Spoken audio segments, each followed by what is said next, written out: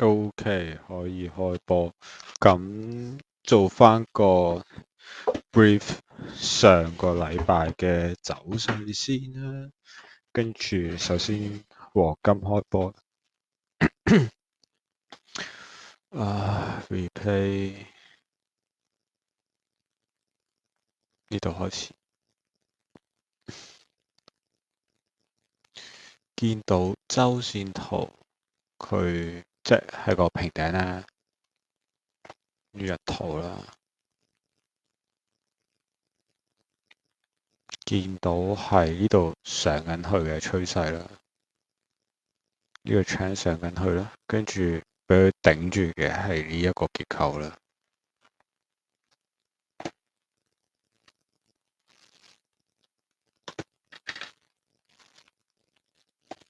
俾頂住嘅係呢一個少少嘅結構支持位置啦，跟住咧繼續。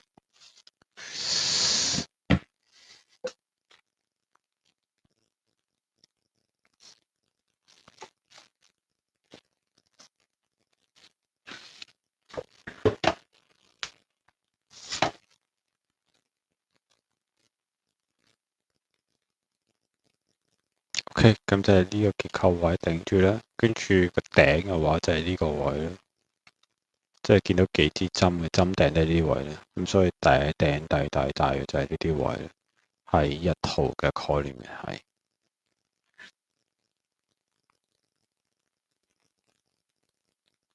OK，咁中間個橫行之間佢個 trend 係向緊上嘅啦 ，trend range 裏面個 trend 係向緊上嘅，跟住去到 H4啦，見到首先係呢度開波先啦，呢度做咗個積咗個橫行啦，做咗個橫行，跟住呢度有個突破區，咁樣突破向上啦，橫行突破向上，呢度又輕輕咁樣叫做加深插一插，做個 2B 仔，即係清咗呢一度啲底啦，跟住抽高破咗呢個結構，呢啲針嘅位置俾呢啲位置清咗啦，跟住抽高咗，破咗呢啲阻力位置啦，破晒啦，跟住做翻個回本嘅結構嘅 flow 啦。OK，落翻晒嚟呢啲位置撞多下，跟住先開始向上咁樣嘅。咁佢哋呢啲位置咧，見到當初咧呢度有個咁樣嘅結構仔啦，即係佢呢度頂一頂突破，跟住喺呢啲位置做個纏繞，跟住先突破向上，即係佢呢一個 so call 一啲阻力位置啦，佢行咗個窄幅，呢度行咗個窄幅橫行，然後佢喺呢個位置向上突破，完回測，跟住再上，跟住再頂，咁所以其實我覺得呢個位置係幾 valid 㗎啦，而家睇，因為其實回咗呢個突破，即係佢呢度輕輕突破撞落一下，跟住再回呢度，咁所以其實佢呢度已經有 retest 過，咁所以就呢度可以攞嚟做一個即係支持位置嘅咁嘅看待啦。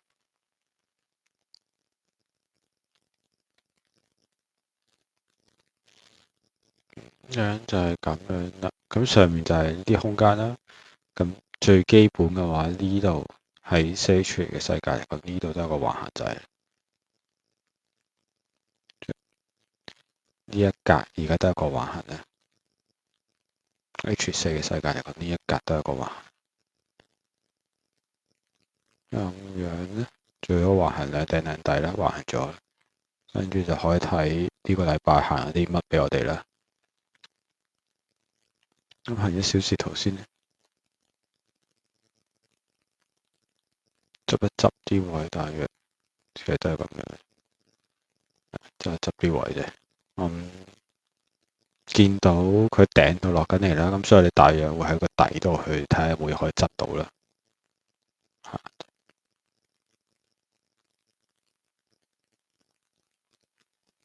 你見到呢度咧係啲平底喺度啦，呢度有啲平腳、一腳、兩腳咁樣嘅動作，因為呢度好明顯有個加速落去啦，星期一嚟嘅，咁你要破咧，即係如果你要最 official 咁樣破，我就覺得你要破呢啲啦，係咪咁樣破上去？咁你睇翻30分鐘，起碼呢一個結構我哋會希望佢破咗先啦，跟住行。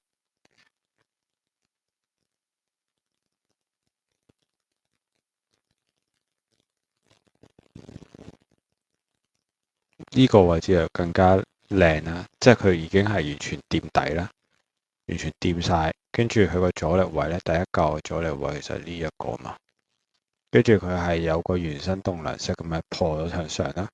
星期二嘅歐盤時段破向上，咁所以第一關就可以睇呢個位先啦，跟住撞第一個結構，第一個打法會係咁樣先。咁守就守呢啲夠啦。輸咩咧？輸落多下橫行底咯。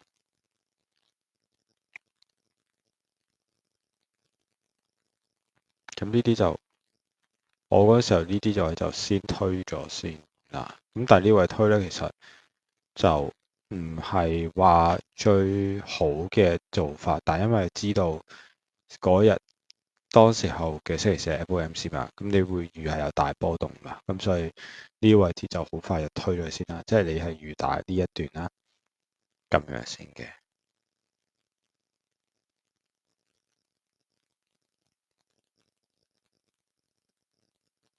咁所以你去到嚟呢啲位咧，就對於我嚟講就推咗嘅啦。咁可能會再打加注係可能呢啲咯，但係你越上去咧就越唔就唔 strong 咯，嗰個論據就即係空間越嚟越少。咁所以佢呢度咧打咗 risk free 啦，咁所以呢槍就冇嘅，係 risk free 咗啦。咁但係你都見到呢個結構咁樣擋住咯，會知道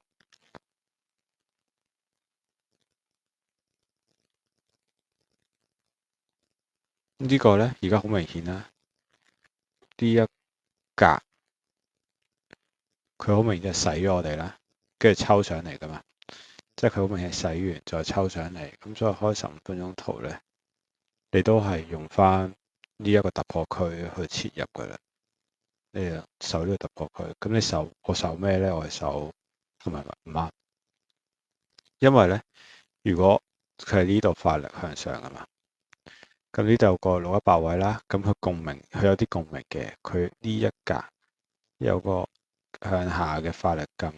佢頂過一嘢兩嘢，跟住呢度試下突破撞翻落嚟，跟住呢度做個2B，即係佢係磅磅磅磅磅突破唔得，衝落嚟洗晒呢度撕冧隻腳，跟住先再爆上去。咁所以你回翻呢啲位置就非常之靚啦。咁同埋你都唔使守呢個，即係你如果打呢個位就只可以唔知守乜好。咁但係打呢個位咧，你守 swing low 啊或者守88咧，我就覺得就好合適啦。即係你守翻個平底咁樣咯，咁你可能守翻個腳咁樣啦，你可以咁，我就守呢啲位算啦。跟住你第一關就可以望4小時圖呢個結構啦，跟住再上咧就係日圖啦，咁樣。你第一關可以望咗一個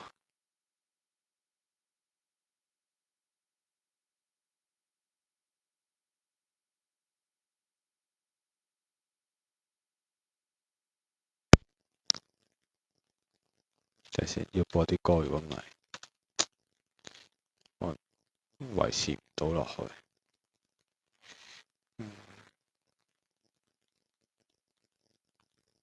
OK，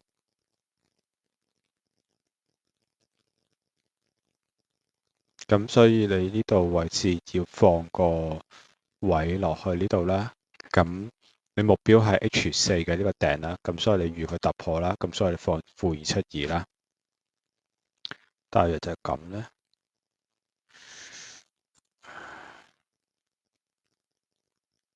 係啦，咁呢度掂到啦，喺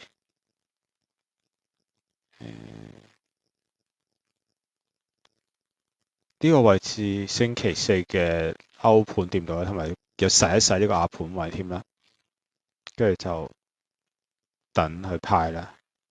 咁輸咩咧？輸佢落翻橫底咯，又即係呢一個洗係廢嘅，即係佢要再洗多嘢。咁呢度咁樣撞多嘢，跟住佢就開始行啦。咁所以呢度咧會清第一注先啦。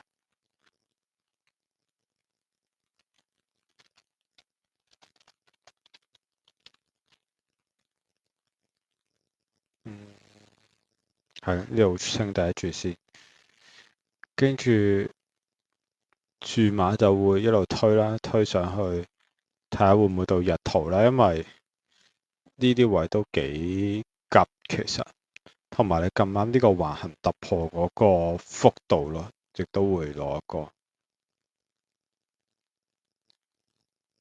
係啦，即係會攞個橫行個呢個位啦。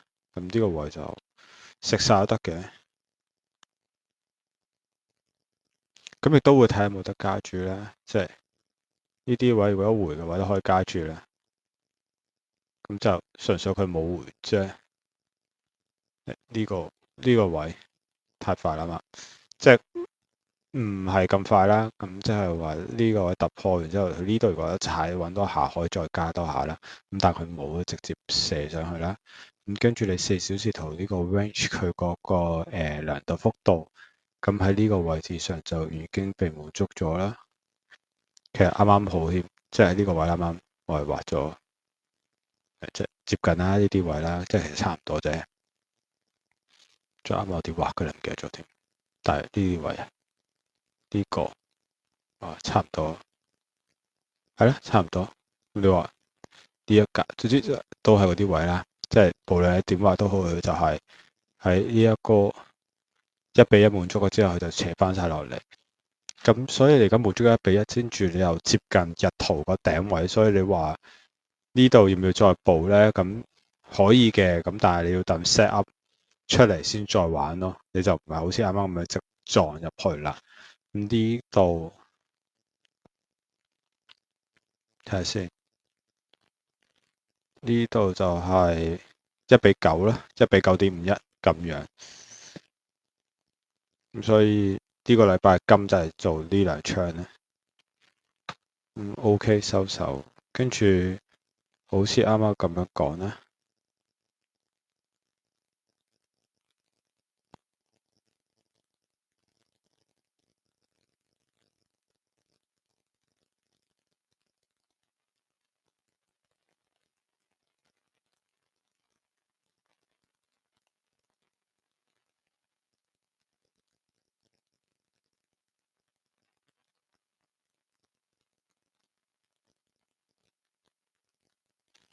OK，咁啱啱畫翻個 H4先啦，因為呢度有個雙頂嘛，呢個雙頂一定即係喺度噶啦，咁睇你點樣去打佢嘅啫，我覺得。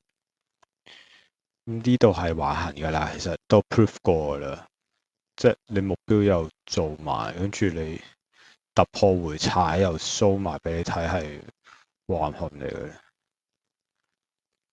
係咧，咁樣咧。咁你呢度橫行呢個突破啦，跟住回踩啦，咁樣。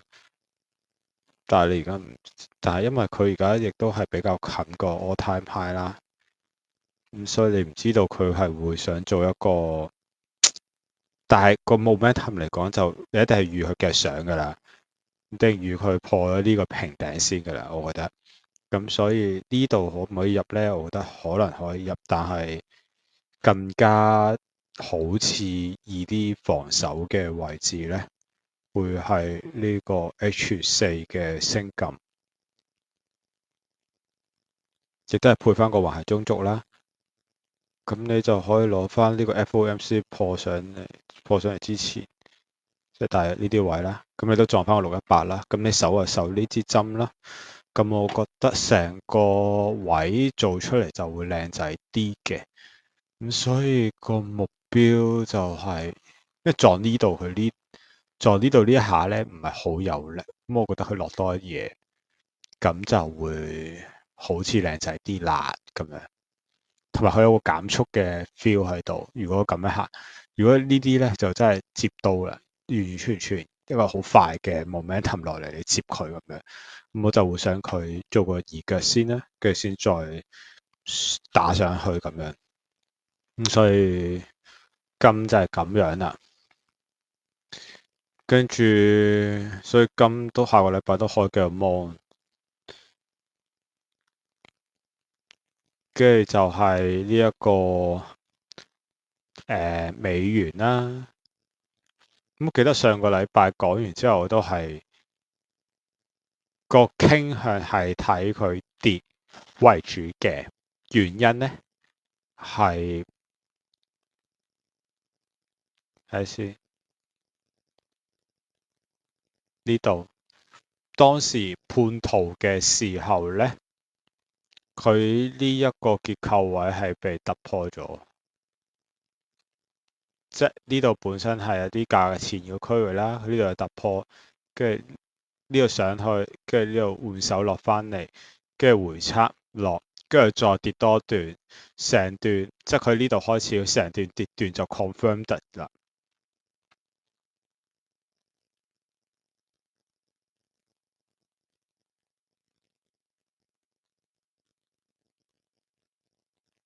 係啦，佢成個跌浪就基本上已經確立咗啦。咁佢呢度跌段就已經確立咗啦。咁佢呢個位置就係星期二嘅歐盤啦。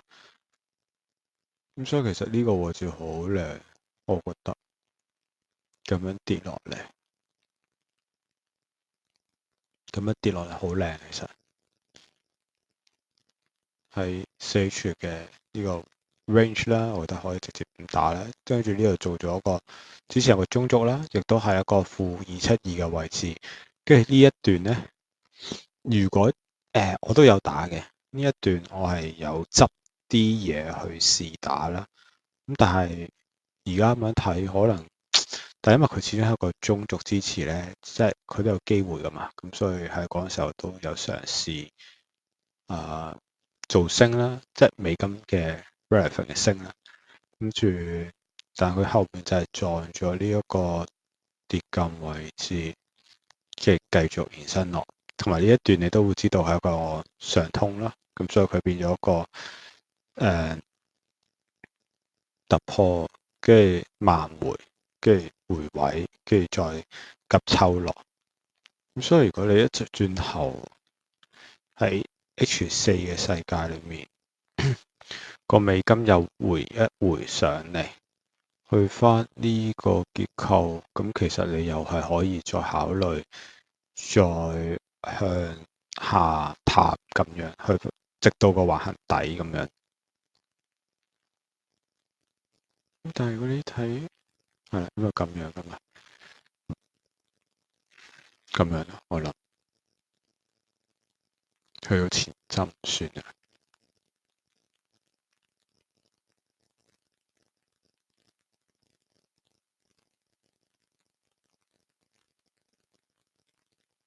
呢個咧就係我相信，因為定突呢個 2B 跟住踩跟住上，咁所以目標會望呢啲咧。反正佢而家個趨勢都幾確立，就係美金向下咯。咁有反彈你就揾位沽佢咧。咁呢個可以 set 個 alert。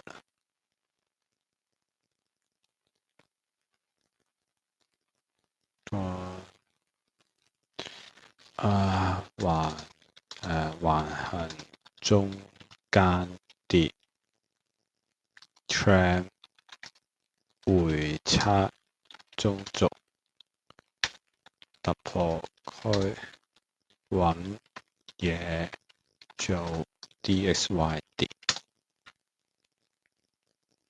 大約係咁樣啦，成個 flow。咁所以呢個星期二嘅所以我哋會喺呢個位置判斷係星期二嘅歐美盤可以做一下跌啦，係咪？星期二嘅歐美盤可以做一下跌，跟住星期 FOMC 呢個位置可以再做個跌啦，咁樣。咁睇翻加指先，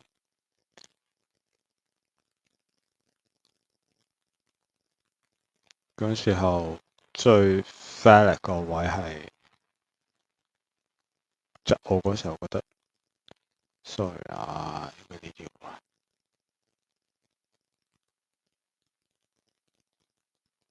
因為佢呢個位置有咩特別咧？其實佢呢個撳升上嚟，跟住撞呢個撳，跟住呢啲前搖，跟住再一嘢突破落嚟噶嘛。咁所以呢個位置都幾有意思啦。佢呢個位置亦都都一圖咁大嘅 range 裏面撞，跟住落嚟。咁你呢個平底係好 sharp 性噶嘛？即係呢個平底係 sharp 性嘅。跟住下一個比較 sharp 性嘅結構位就係呢一格啦，支持位啦。咁所以呢兩個結構位都係一啲大錢嘅位啦，我覺得係有。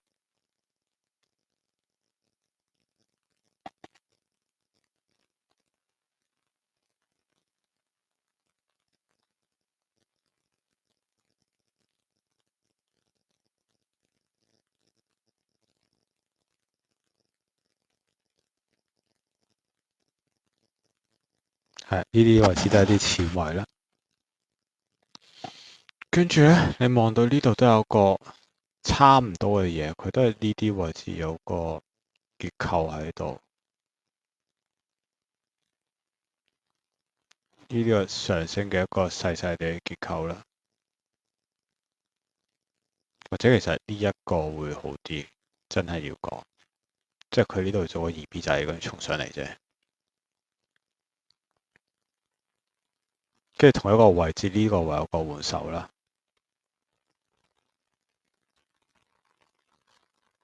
咁所以咧，佢亦都可以行啲，即係佢而家係直跌冇水花啦。但佢可唔可以咁樣再落咧？即係絕對可以噶嘛。咁所以都可以咁樣打噶嘛。反正呢個其實係同一條線嚟嘅，即係純粹佢喺同一條突破區，跟住再加埋啲嘢，咁啊更加有味道啦。個吸引力更加大。跟住就繼續去判圖啦。上次係破落嚟噶啦，跟住咧，喺任何位置做反彈咧，其實都好合理嘅。跟住，我哋開翻1小時圖睇啦。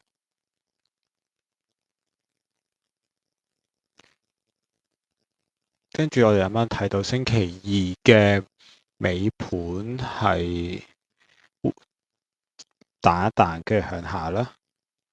跟住其實呢度都係有啲咁嘅 feel。呢度有個跌撳啦，呢度有個跌撳，跟住佢係做嗰個楔形嘅一個，佢唔可以叫楔形，可唔可以講楔形咧？都可以講楔形。其實即係你如果係咁樣諗嘅話，即係因為一開始咧，呢度有啲平底啦。阿 Sir 有講過啦，呢度啲平底，跟住洗一洗，跟住抽上去，急抽上去。咁如果你最理想行法，磅撞上去，仲有一個 H40日圖嘅一個反彈啦。因為你睇到呢度有個好明顯嘅一個突破回測嘅位啦，咁亦都有啲618區域啦，係都係啲618嘅區域咁樣咧 area。咁你星期二嘅尾盤其實就咁樣做咗出嚟，跟住你係睇住佢喎，你睇住佢咧係第一下撞佢冇力，跟住回少少再撞都係冇力，跟住咧佢係有楔形嘅感覺，佢真係不停向上攻，佢跌但係佢攻唔破嘅。咁你就可以諗呢個係咪阻力咧？呢個係阻力嚟噶嘛？喺 H 一嘅世界，跟住佢係咪佢不停都有啲嘗試想攻佢啦，但攻唔破啦，跟住呢有個楔形啦，跟住呢個位置咧係一個反轉啦，因為阻力嚟噶嘛。喺 H 一嘅世界呢度係一個潛在嘅一個反轉位啦。咁佢當然啦，你可以係咁，你都可以話啊，我係旗形嚟嘅，跟住咁樣儲夠力啦，一嘢破上去，跟住回踩呢度再上，得唔得咧？都得嘅。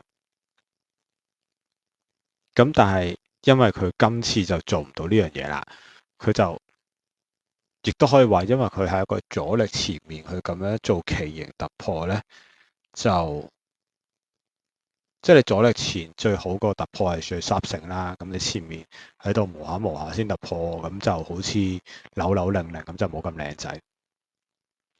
咁所以佢今次咧行咩咧？佢就係俾個破你洗晒你呢度啲平頂仔先，跟住先突破向下咁樣嘅一個路線啦。咁呢個路線其實係好靚仔啦。咁最開波可以喺邊個位開咧？咁我冇做到嘅，但係我覺得幾靚仔。而家我睇翻呢度開翻30分鐘圖咧，你會見到呢個結構係喺呢個位置最後突破咗。咁亦都係一個 FOMC 位啦。咁所以其實你會見到佢係一個咁嘅一個坡抽落嚟，回逆停動咁樣落，咁就已經可以撳掣啦。咁但係你唔喺度，咁你撳唔到啦。咁 OK，咁撳唔到呢一格嘅話，咁我哋會睇咩？我哋睇有冇啲換手位，咁區換手位。30分鐘圖呢度有個假突破回測嘅一個結構位啦。佢之後做翻個價格換，好靚仔。呢一個位置就應該要入到啦，我覺得我自己。咁今次入唔到，我就覺得呢個都要研究下自己點解入唔到啦。都係啲618位，咁時間都配合得啱啱好啦，跟住成個 read 都 read 得靚嘅。咁我覺得呢個位置係應該要做到嘅。咁你守就守翻800以上，我都覺得可以。咁你就哇，其實你係望呢啲位嘅咯，啱唔啱先？其實我覺得係應該可以望呢啲位嘅啦。今次呢個位其實都覺得係加住位，但係當然你未必入到啦，因為其實呢個係一個橫行啫。佢呢度做一個橫行仔啫，但係佢冇揀直接向下破啫，佢都係可憐下我哋做個2B 回一回調嘅先再落去咁樣行。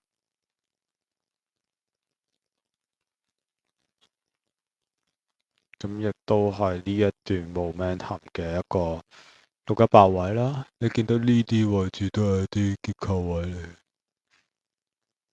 係啊，咁樣呢啲都係啲回調位啦。咁佢都有撞俾我哋。咁所以，但係你話最靚個位咧係咩咧？我始終都係覺得係呢個星期四嘅歐盤啦，係一個最靚嘅回調嘅要切入嘅位置，因為手嘅位置空間亦都比較少。咁我係打咩？好似係打，我應該有打嘢嘅喎，係先。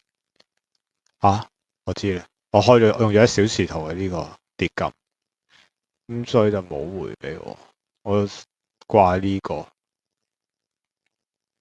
手呢度，唉，傻豬仔。係啦，咁啱啱咁樣畫翻晒啲圖，咁我覺得呢個位置都非常之靚，都非常之夠。其實，咁但你話佢回翻呢啲位置再落得唔得咧？我又覺得都可以嘅，又唔係完全唔得，回深啲咯，咁樣嘅話，係啦，咁可能分兩注會好啲咯。可能嗰時候自己又忽略咗呢件事情。但係成個 flow 都唔錯，因為佢始終個負一都係喺個大位嘅錢嘅下面少少，咁其實好 valid，真係好靚仔，成樣嘢都仲係覺得。咁就可以。我覺得呢個楔形可唔可以用楔形咧？我覺得可以嘅，即係我覺得呢個楔形其實係做得幾靚嘅，喺呢個反轉嚟講，洗突破落去呢度谷上去，跟住一下兩下三下衝翻上嚟，即係撞呢個第一下啦，呢個第二下啦，跟住第三下啦，跟住破翻落嚟，跟住做個突破回測，跟住延續落，哇！成個故事都非常之順暢，真係靚，屌！好，唉，卡子講完啦，跟住到瑞郎啦。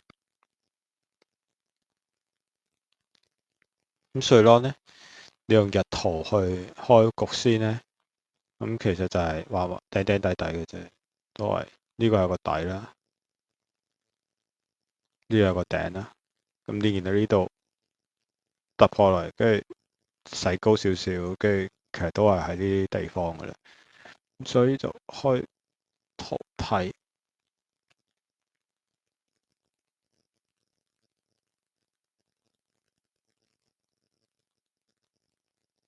今日呢度開波啦，星期一係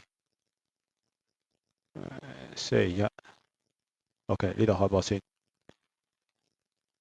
咁樣咧，首先第一格咧會去部署，即係當時喺呢啲位咧，你都係做緊升為主噶嘛，因為其實佢呢段係 dominate 緊噶嘛，即係佢係橫行啦，佢係橫行頂啦，咁但係佢呢段係升緊噶嘛，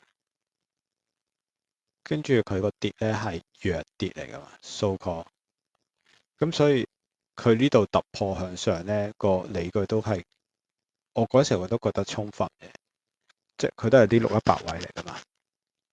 就係佢呢個 H4嘅618嘅呢一個升禁，亦都係有個禁區換手嘅 feel 啦。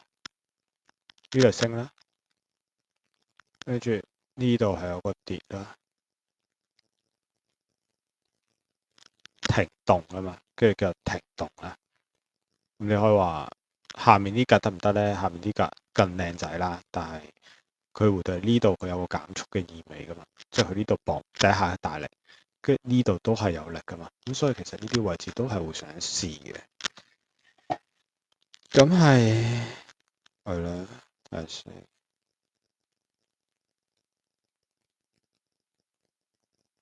OK，喺啲位置咧，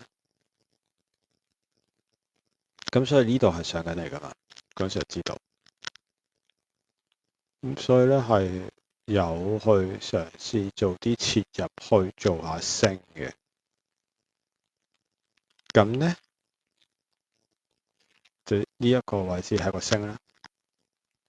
跟住我哋大家會見到咧，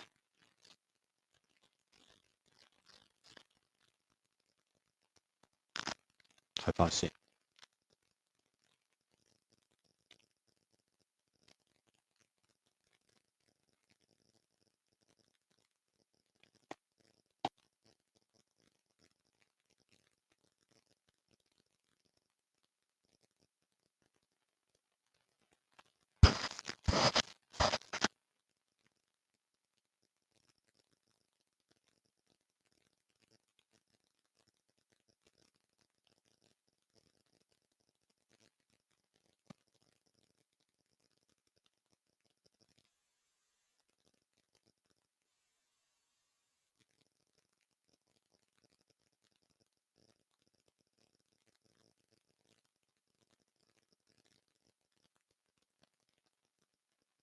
點解冇咗？睇睇先。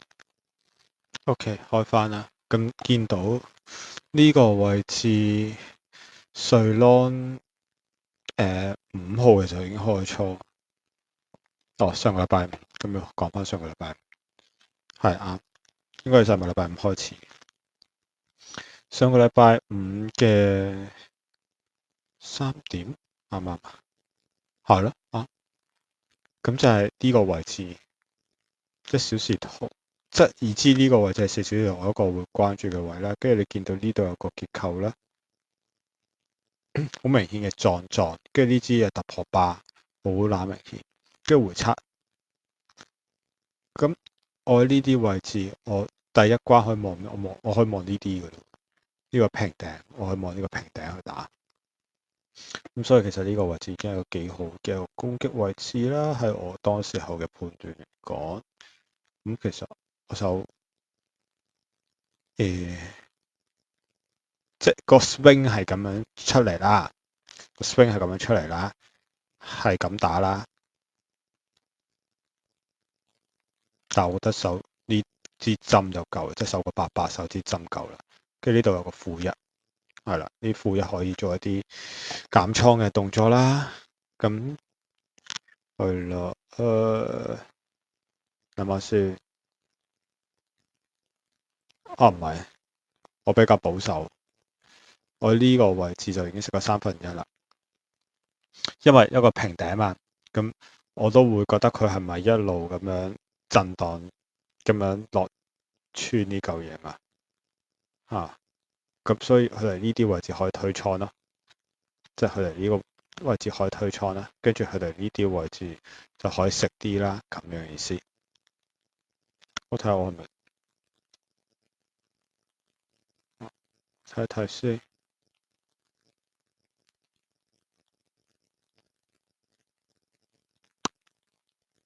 10號，10號。哦，咁係啦，我推倉啫，我冇食。會咁咧？但係如果我而家判嘅話，我會覺得即係而家啱啱好去到負1啦。咁但係如果我而家判嘅話，呢一個位置我一定推倉啦。跟住如果你話我去到10號嘅1549，我係推返去另一個 swing 嘅位。係啦，冇錯，我推另一個 swing 嘅位，因為咁繼續啦。呢度破上嚟，跟住未到噶嘛。喺我嘅當時觀察，我會喺嚟呢啲位置，我先開始做一啲食多嘅一啲動作啦。咁但係其實我會睇翻呢度有個橫行，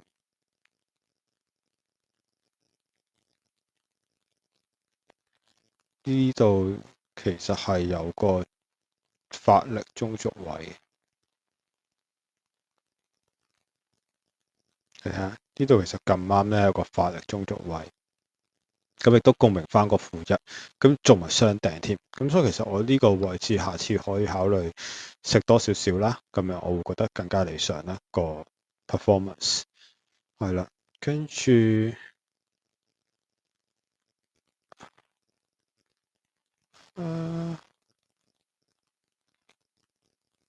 係咯係咯，因為咁我呢個打得唔係特別好，其實係喺操倉上面6號。即係我喺呢個位置已經食咗1/3啦，即係我呢個平頂我已經食咗1/3，我就係避免佢繼續下通咁樣啦，因為個下通係好大噶嘛。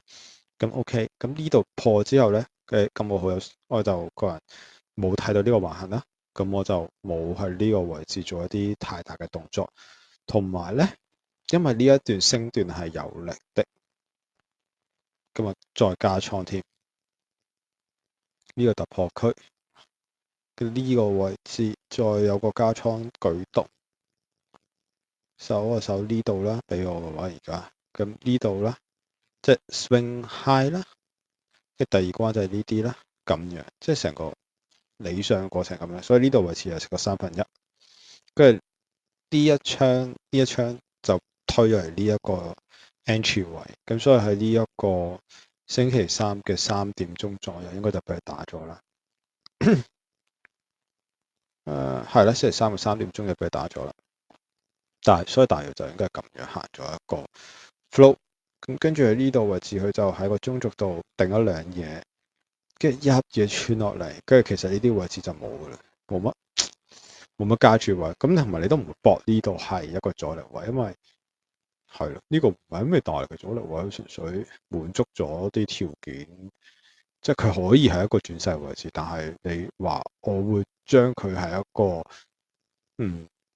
攞嚟切入或者攞嚟減倉嘅轉勢位置，可能又未必，因為畢竟呢個頂係好明顯。個日圖突然間當時候最近嘅一個平頂位，好明顯。所以就係咁。跟住呢啲位置其實就照樣咁樣射落去啫。咁就冇乜嘢啊，冇乜切入嘅機會可言，或者係我睇唔到啦，暫時。呢度係一個，所以4小時圖嚟講，OK，咁撐翻晒呢啲位啦。OK，呢個係4H啦，咁呢度呢個係因為個阻力位，所以我照樣趴喺度啦。咁跟住呢度咧會見到一個禁區換手出現咗啦，咁你話呢度你會唔會直撞呢？我又覺得唔可以，因為你直撞你又唔知守咩好，咁所以其實都係要等下略啦呢個位置。呢個位置都係要等下略啦。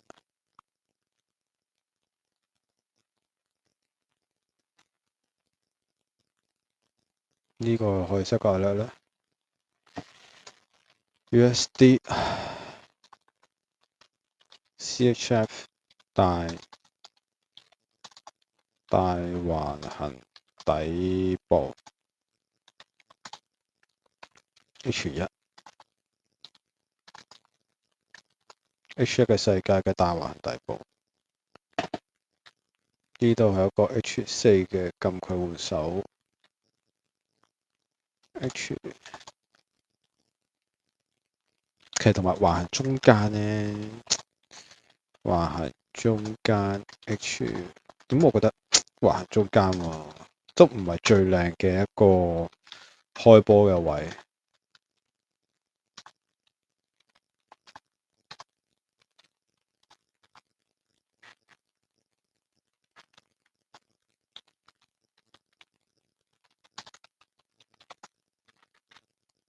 唔好用個穩字，用個望字。有沒有 reset？ 係咁呢個位置就好明顯啦，冇噶啦，係打錢噶啦，打完一嚿錢睇下面你有冇下打錢前俾啲嘢我噶咋？咁樣 yen 唔係英鎊嗰陣時阿 Sir 講係呢個位，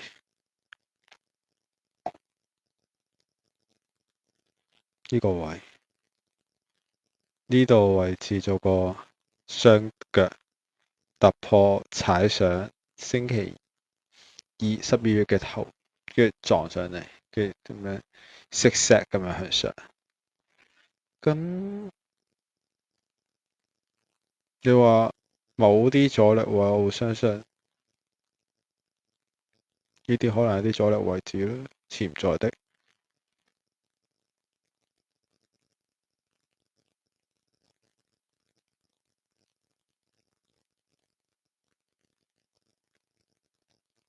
跟住呢度都會有啲結構嘅互換位置嘅喺度。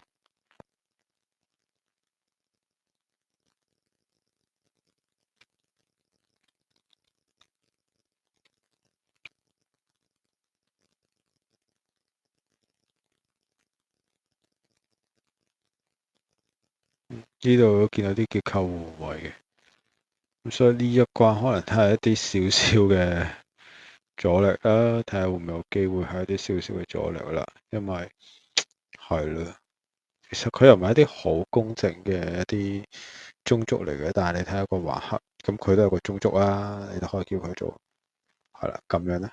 OK，咁但係咁樣咧，咁你見到啲色石型啊上緊去 H4 圖望一望，呢度有個阻力啦，當時候 H4 圖頂住，跟住呢度做咗個洗月突破，即係佢呢度洗一洗突破向上，撞翻個618，配翻呢啲升撳仔，係咧，成段 flow 係咁樣升上嚟噶嘛，成段 flow 係咁樣升上嚟啦。跟住呢度有個618配突破區，配一啲升撳嘅一啲切入嘅可能性啦。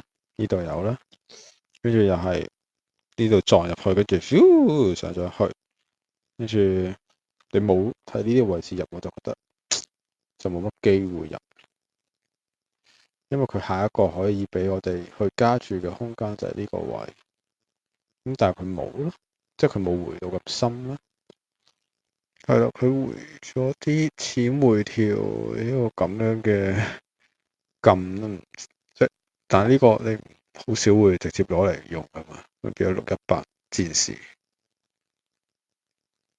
又變咗啲咁嘅嘢，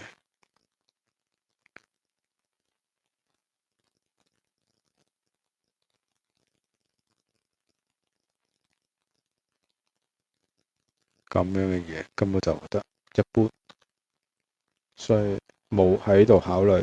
咁但係你會觀察到呢度係一個下通啦，即係佢個回調力度係弱嘅咧，首先可以判斷到。但係你純粹唔知佢會去到邊啫，即係我覺得比較理想佢去到藍線，咁但係佢冇得藍線蒲頭，佢係點行咧？佢係行嗰個突破，呢度有個回測仔，星期四嘅歐盤個回測仔，回測呢個，OK，咁呢個你如果落翻啲15分鐘圖睇，應該都係啲可以，因為佢都係 FOMC 後啦，即係個市場都比較清晰嘅，都係啲咁嘅嘢。咁但係佢本身呢一屆嘢係冇保禁區嘅，佢係得呢一個頂去 support 佢嘅啫。咁佢有回測呢啲嘅，咁最後亦都俾咗個618我哋啦。咁我即係如果你要打我咁打，咁打我自己冇打啫。啊，做乜咁多機會都唔打下？唉，過嚟睇劇咁樣咧，就係咁樣啦。所以呢度1比4都係一個好靚仔嘅結果出咗嚟啦。咁但係都係12點幾，因為佢落翻晒嚟。但係落翻晒嚟咧，你代唔代表佢有一個轉勢咧？我唔覺得佢有個轉勢，我覺得純粹就係一個回調。因為點解咁講咧？佢呢個位置真係仲靚喎，呢個位置更加係個發力嘅起點喎。即係我如果要判斷佢成個 swing 發力嘅嗰個起點，真係突破嘅嗰一嘢，我會覺得係呢一個。所以佢而家咁啱真係回翻呢個，即係因為我啱啱話係 H1呢度係咁樣嘛。即係你呢個橫行突破位喎，佢真係回翻個橫行突破位俾我哋喎。咁所以我就會揼咩咧？我想喺呢度揼啲兩腳出嚟，因為呢一腳出嚟其實係一啲比較急速跌落嚟嘅感覺。我想有啲即係慢慢地咁樣，呢啲做翻啲嘢俾我哋咁樣。咁我哋呢度做上去咧，成個感覺就好 flat 啦。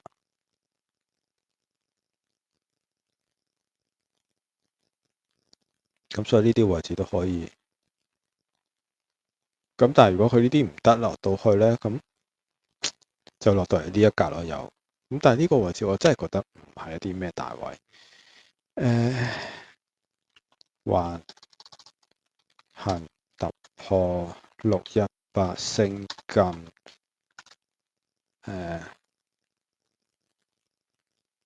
望上升石盒，因為你都係打緊美金跌噶嘛，咁所以你回翻呢啲美金跌，佢咪升咯啊，即係個 concept 係咁樣行。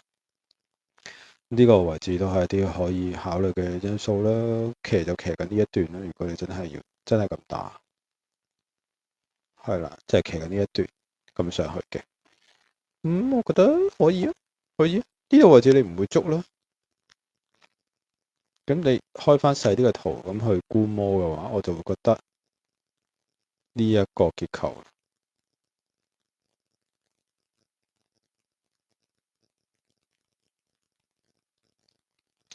呢個結構係一個幾明顯發力加速落去，因為呢啲平底咧，跟住佢喺呢個位置咁樣盪落去噶嘛。咁呢個做一腳啦，咁你做一腳我唔會咁快去上咯。我希望佢做第二腳先啦，可能第二腳落多啲洗一洗，或者第二腳做個平腳，跟住再洗，咁會更加好。即係你會想等涼腳啦，因為佢呢啲位始終都係急啲嘅。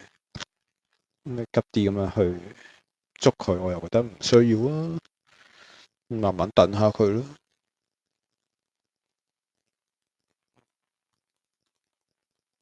係，OK。咁同埋你手都唔需要手咁多㗎啦，手呢隻腳我都覺得好夠啦，其實即係我覺得手呢隻腳都好夠，因為我其實係想打個回橋上啊嘛，或者可能即係佢個速度都去唔到一個變上通嘅一個節奏，我都覺得佢去唔到，佢都仲係一個 chain 嚟，佢都仲係一個 chain 咁樣破上慢回上，應該都係慢回，所以你都仲係預緊係個 chain，你預緊啲 chain 你個手嗰個位就唔使咁多，可能真係會即假設啦，咁可能純粹咁樣齋拍就實呢啲目標呢一格，甚至呢度即係會咁樣係咗個建倉嘅動作多啲，係擺咗喺度先，咁。歐完就更加冇咩可以爭取嘅位嘞，即係好簡單啦。歐羅就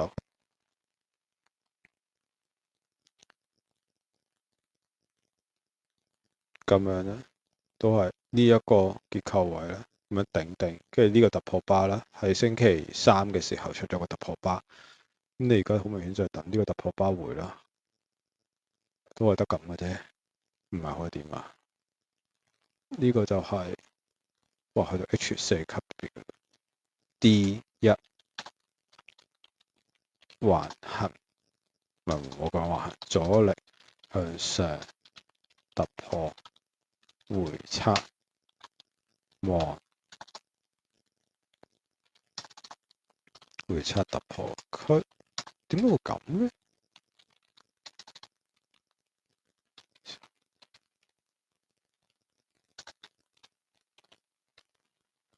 測突破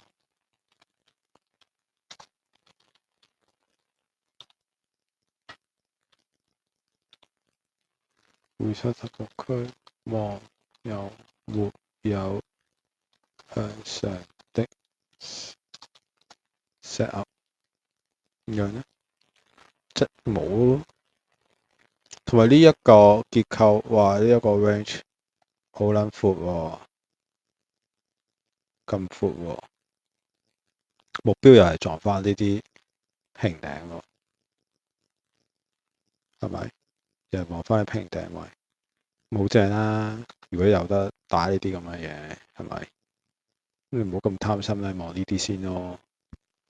咁就係咯，成個 channel 都仲係咁樣上緊去。你唔回呢一個，我就真係唔係好想要。你回呢個先想要，即係我覺得呢個係一個最靚仔嘅機會，我就費事為其他機會落 back 啦。咁你話回呢一個升級得唔得咧？又得喎，係啦，但純粹冇咁靚仔啫，即係冇咁靚仔咯，但係都靚仔嘅，同埋你防守嘅嘢又好似冇咁 fair。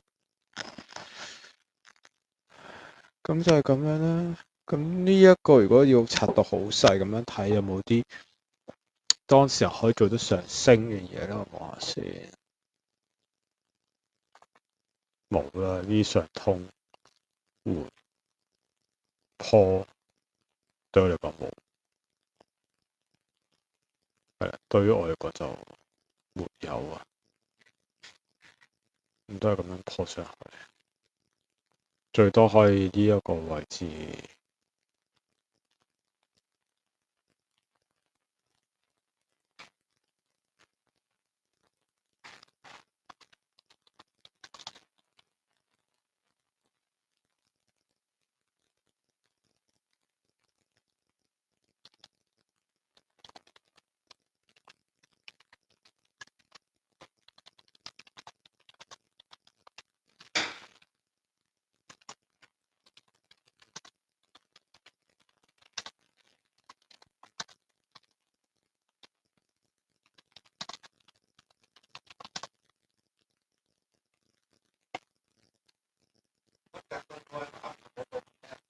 咁遠？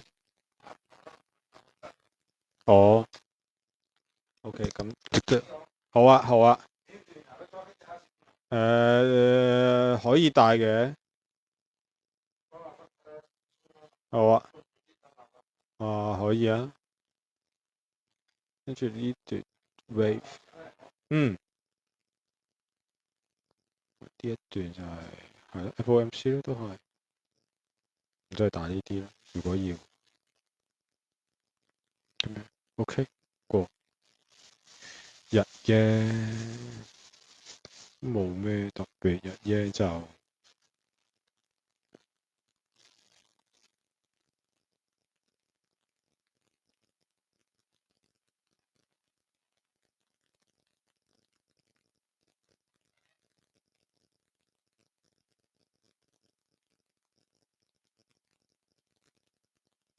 OK，佢日嘅都咁樣大嘅，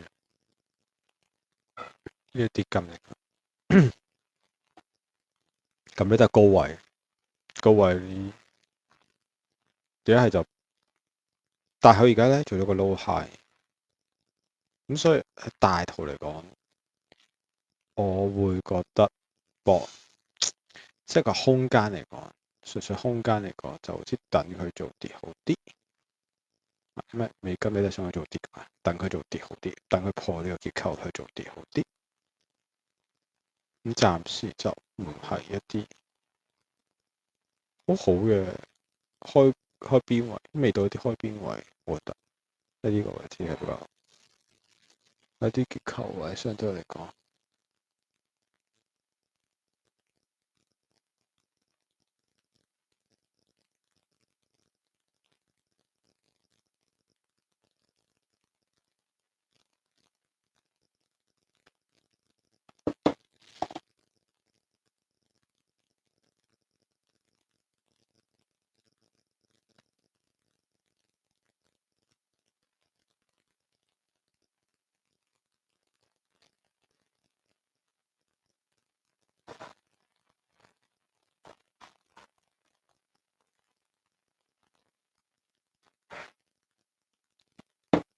咁樣咧，跌研究下先，點解呢一個位跌？哦，因為呢一個撳。即係如果你而家咁樣去 review 嘅話，咁佢就係呢個撳啦。但係點解係呢個撳咧？嗱，呢個撳我先左嗰一下，跟住佢左第二下啦。今次係即係首先佢喺呢度，就係呢個 wave 咁強，你嗰陣時候都仲係當佢回調啫，係咪先？咁佢咁樣落嚟撞，冇繼續延續落去，喺度做個收窄，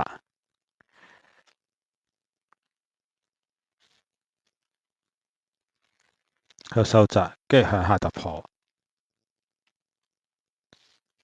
跟住攞咗呢一個結構位向延續落去，咁樣行嘅。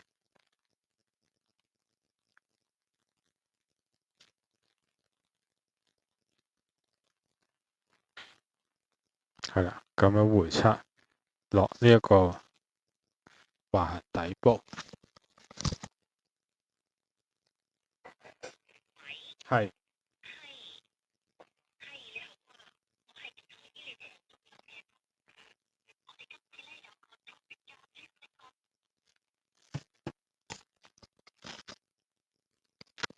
你見到呢度突破回測延續落啦，咁啱都去翻呢一個結構位置，亦都係-272啲空間。OK，完咗呢一段 wave 之後咧，佢喺呢個位置有啲頂部咁嘅空間，跟住向上突破，即係呢啲位置一啲咁嘅頂部，跟住突破向上咁嘅 feel 啦。即係你轉翻細啲圖會睇到，係啦，即係呢度有個結構位嘅，呢個發力嘅跌磅落去，跟住撞一撞再落，跟住喺度做 high high，第一下破結構，即係做 high high 啦，如果佢有 high low 啦，咁破，咁你見到呢度破上去啦，但係咧佢就冇回呢啲位，佢呢個突破就冇回呢啲，佢就咁樣輕輕咁樣回一回咧，繼續延續上啦。咁所以其實你睇翻細圖嚟講，佢呢段就強唔強咧？佢唔強噶嘛，佢都係一啲陰跌啦。我覺得佢係啲陰跌啦，陰升上去，陰陰地升，陰陰地升咁樣升上去。跟住佢喺邊度加速咧？佢呢個位置加速，哇！好終結段 feel 啦，係咪？好終結段 feel。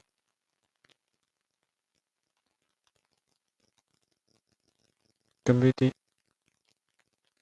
咁但係你知道呢度啦，係啦，最咪等咯，等有冇啲嘢出嚟，跟住你比較 valid 可以攞嚟運用嘅係一段啦。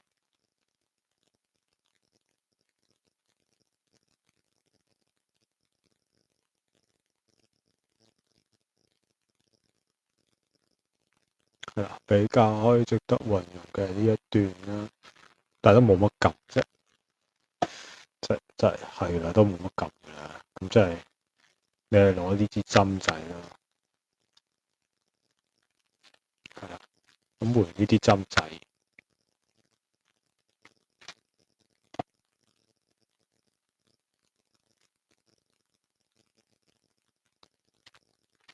呢啲咁樣落去，跟住呢啲咩位置咧？佢撞呢啲位置，但係佢好明顯係破咗嘅，佢成個係呢個結構係俾破咗，咁所以我會覺得係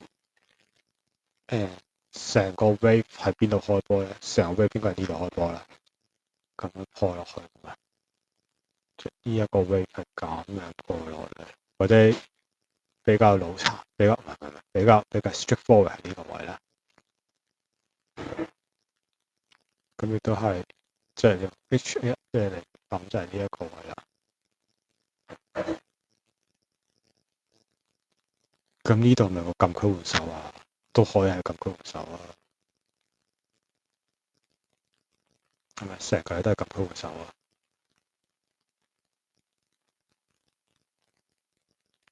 咁亦都係使咗呢啲平頂咧。喂，越刷越覺得 OK 喎。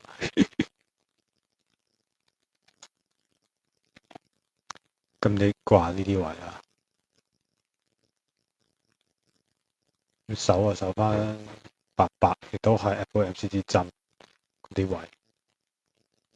咁你望落去可以負272先啦，第一關都係即係就啲平底仔啦，啲結構換位啦。望咗呢啲位先啦，啲 H1 級別嘅嘢，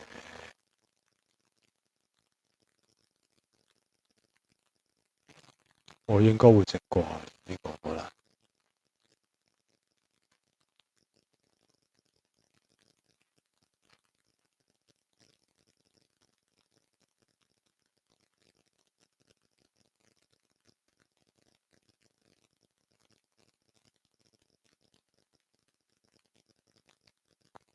OK，轉頭搞呢度 set 下咧先。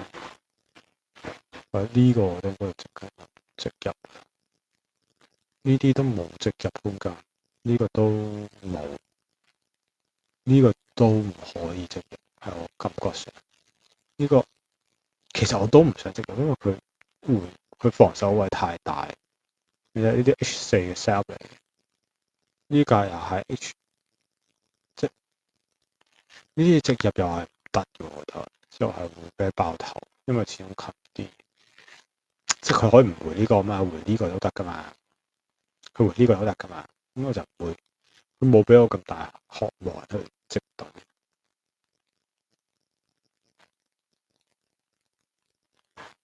就反而啱啱日 yen 係有個係真係有個 feel 可以直對嘅咯，已經因為佢呢度做阻力咁樣噴落嚟。跟住做雙頂，跟住呢度撞一撞落去，可以啊，我覺得可以啊，去試啊。呢啲輸咩咧？輸上通，佢咁樣做上通，但係呢個跌都跌得幾大啦喎，呢個升都升得幾快，咁意思。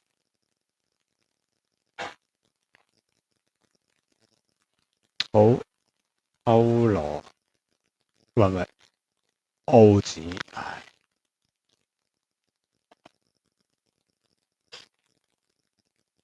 同埋佢咁啱呢個位置又真係跌啊，佢日跌配合翻，係啊，咁樣咧，咁就阻力位喎。日圖嚟講，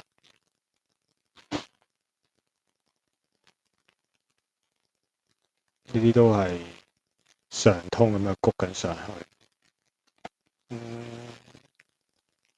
你話佢咪好大力會破咧？我覺得冇乜嘢可以做。簡單啲嚟講，阻力位你唔會諗住破啊，你唔會諗住喺個阻力位度開升啊，係咪咁大阻力位唔會諗住開升啊？跟住要開升嗰個位喺呢個位置啦，過咗好多啦，中間嗰啲位都過晒啦，冇噶咯喎，即係除非你等佢破嘅啫，等佢突破晒，嘭一聲，嘭，跟住唔測咁我可以諗啦。咁但係而家辦都未辦嘅，就唔使諗啦，慳翻時間 skip 咗啦。呢個好靚啦，呢個做咗第一格嘅洗底啦，洗咗衝上嚟啦，跟住一路都冇回調，佢呢個缺陷，即係佢美中不足，佢就一路都冇回調。呢啲位置我哋可以考慮下，會唔會有啲回調嘅可能性啦？因為呢個踩上呢度咁樣回翻落嚟，第一個回調位，跟住洗一洗。如果嚟到呢度，佢做翻回調，咁可能都幾靚仔喎。咁可能唔會咁多啦，回呢啲咁就算啦。咁啊，呢破就係咁係幾靚仔喎。咁可以4小時圖睇咧，呢個位置都翻斷下啦。呢個結構破咗，跟住射上去，跟住呢個位置係當時候嘅第一關嘅結構，即係第一個第一個 high 嚟嘅破咧。咁你破完之後有冇回咧？係冇回嘅，佢今次跟住係採用一個上通嘅形式去震盪向上啦。咁但係咁震盪向上都有啲突破嘅空間咧。咁你都會見到呢度有啲突破嘅位。咁呢一個係因為開始夾單落嚟，跟住撞翻上，咁所以我又冇做呢啲。呢度都有嘅，其實我見到呢，但係咧呢個位置嘅突破第一格，我覺得可以做，即係呢一個可以做，因為佢話會唔會呢一個靚啲？我冇搞佢星期四嘅呢個歐盤話都幾靚仔。你帶呢個去呢度，同埋帶呢啲，我哋可能呢一個，1:1，我未有添，冇1:1，得1:1去到呢啲位啦，接近，靚唔靚仔都靚仔，撞翻來，咁你呢度咁急撞嚟，你就唔會喺度接啦，係啦，咁反而咧睇一睇呢個勢圖，會見到其實佢係一個橫行嚟嘅，你會見到佢呢度係做個橫行出嚟俾我哋。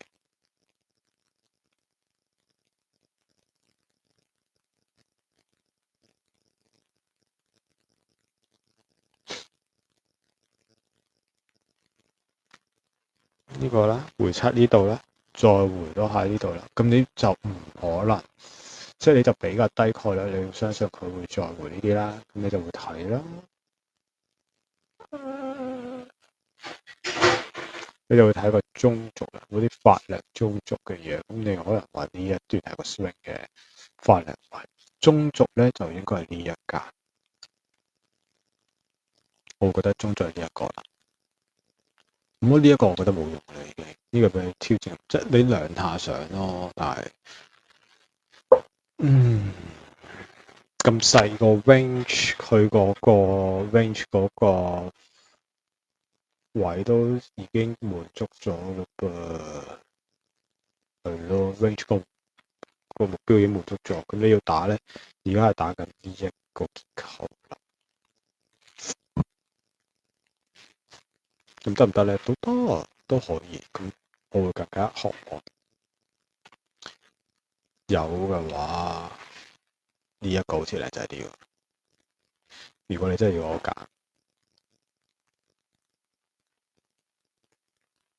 咁樣會靚仔啲。咁但係呢個係咪一個可以俾我直接向上衝嘅一個概念咧？我覺得可以嘅。其實呢個可以直接衝，即係你輸咗嘅話，你假設你去嚟呢度啦，咁呢個位都冇啦，即係唔會咁癲啊，比較少咯。即係你要破到落去喎，咁就係另一回事啦，另一個故事啦。咁就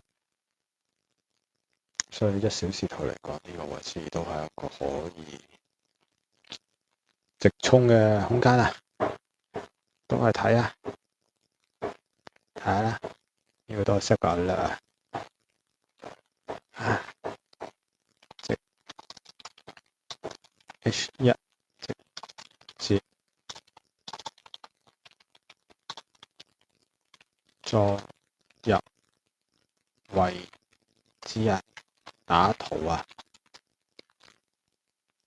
咁樣一個概念咧，可以係。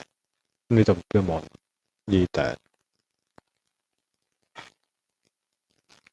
但如果佢好大力咁就另計啊。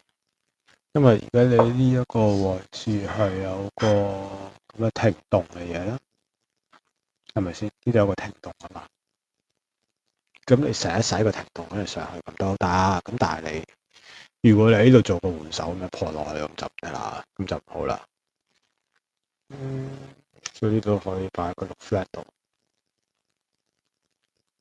咁就係咁樣咧。呢個係打跌咧，呢個其實都係打緊美金跌。咁都同佢開始個判斷，諗住美金繼續跌都係互相符合嘅，咁所以都 OK。係啦，諗下先，美金越升要點升咧？你諗下，呢個支持位都係打跌好啲，都係打跌。OK，好，大約成故事今日個復盤同埋回顧就差唔多啦，完。